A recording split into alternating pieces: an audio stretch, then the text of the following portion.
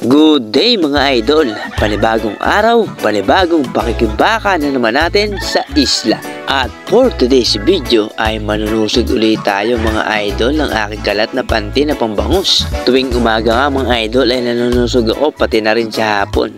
At yan, nilagyan ko na rin ng gasolina ang ating makina para ready to go na tayo mga idol.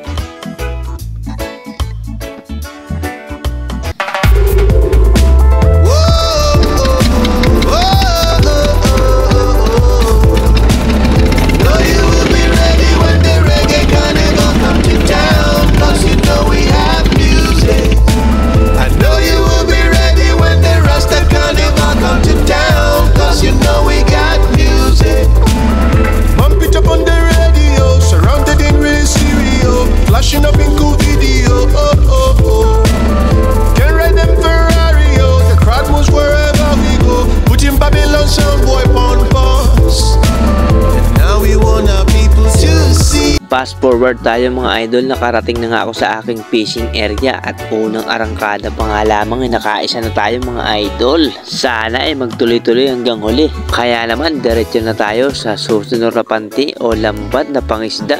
Kaya nga lamang mga idol ay hindi gaya ng ating inaasahan ang nangyari. Nagkasunod-sunod na ang susog natin sa mga lambat na wala tayong huli. Kaya naman panay-panay ang ating sinyas ng wala na naman. At buti na lang mga idol, sa kahuli-huli ang lambat ay nakahuli na rin tayo ng isa sa wakas. At yun nga, naging dalawa ng ating huli mga idol. Matapos ko ang makapanusog mga idol ay natanaw ko na mayroong nag-harvest sa may bandang kabila. Kaya naman naisip ko na magpunta muna para makahingi ng ulam at para na rin makapag-video-video. At nakarating na nga ako mga idol. Napakaraming tao at napakarami rin ng isda na kanilang inaaluwas. Harvest nga pala yan ng bangus mga idol at ang pinagkarga nila ay ang pituya. Ang dala nga pala nito ay sa Cardona Fishport mga idol. Grabe mga idol, jackpot na jackpot ang may-ari nito dahil sobrang rami nang na-harvest. Sana all! Kung mapapansin ninyo mga idol ay napakaraming tao. Ang iba riyan ay dancer, tauhan at ang iba naman ay mambabakaw lamang o manghingi ng ulam.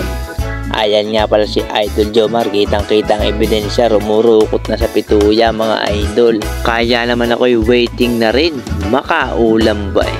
At yun, nagmaigi na nga si Idol Jomar, nakadalawang sabalo na, sana all. At fast forward tayo mga idol, nakahingi na nga pala tayo ng 2 piraso. At nagdiretso na rin ako rito sa aking mga fish cage para naman mag-angat ng takip. Kukuha nga pala ako ng aking panraying na ayungin mga idol. Ilang araw na nga rin pala akong hindi nakakapag-raying mga idol dahil marami tayong ginawa rito sa laot. At sobrang ulan na rin ang panahon kaya naman napakahirap makapagpatuyo. Ito na nga pala ang aking mga na-corner na ayungin mga idol. Medyo marami-rami na rin at napakaiinam ng size. Napakasarap rayingin mga idol.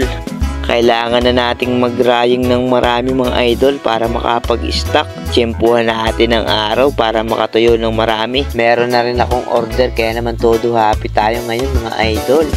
Okay mga idol, tapos na rin ako sa pagtatrap ng ayungin at ready na rin ako para umuwi.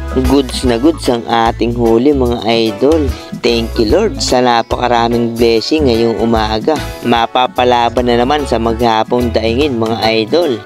Oh, paano mga idol? Hanggang rito na lang muna. Kita-kits sa mga susunod nating fishing adventure. At kung nagustuhan nyo ang video ito mga idol, baka naman pa-like, share, and follow na rin po bilang suporta sa akin. Kita-kits sa mga susunod nating fishing adventure. Hanggang dito na lang. Hanggang sa muli. Fish on mga idol. Bye-bye!